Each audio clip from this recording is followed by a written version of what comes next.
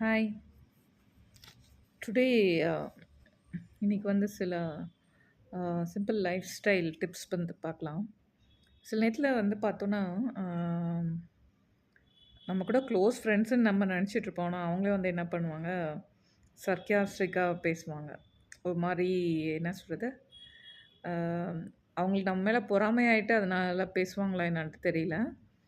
Okay. So, ரொம்ப அந்த மாரி பேசுவாங்க சில பேரு. ஸோ, அந்த மாரி நம்ம பேசக்கூடாது. That's not a good habit, right? அப்புறம் வந்துட்டு சில பேர் பார்த்தோன்னா, கொஞ்சம் கொஞ்சம் ஒர்க் பண்ணிட்டு ஜாஸ்தி வந்து எக்ஸ்பெக்ட் பண்ணுவாங்க. ரிசல்ட் அ அதோட ரிசல்ட் வந்து ஜாஸ்தி இருக்கணும், ரெகக்னேஷன் ஜாஸ்தி இருக்கணும்னு சொல்லிட்டு எக்ஸ்பெக்ட் பண்ணுவாங்க.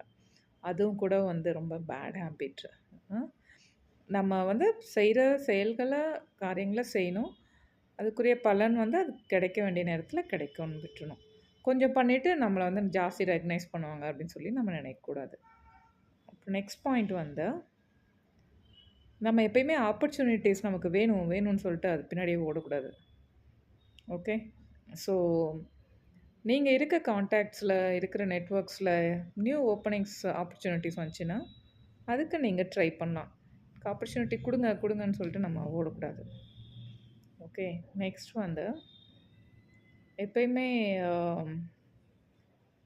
வந்து சில விஷயங்கள் நம்ம வந்து சூப்பர் நேச்சுரல் பவர், காட் தான் நம்ம லைஃப்ல பண்றாருன்னு நம்ம நம்புறோம். ஓகே. ஸோ, அவருக்குரிய பெருமைய வந்து நம்ம வேற யாருக்கும் குடுக்கக்கூடாது. ஓகே. அந்த சில விஷயங்கள் வந்து காட் வந்து நம்ம லைஃப்ல பண்றாருன்னா, அவர் மட்டும் தான் பண்ண முடியும். வேற யாரும் பண்ண முடியாது. ஓகே. ஸோ, அவருக்குரிய குளோரி அவருக்கு தான் நம்ம குடுக்கணும். அப்புறம் நம்ம ஏதாவது ஒரு ஒர்க் பண்ணுறோன்னா, நம்ம டீம்ல யார் யார் இருக்கணும் அப்படின்றத நம்ம வந்து வைஸா வந்து செலக்ட் பண்ணணும். ஓகே.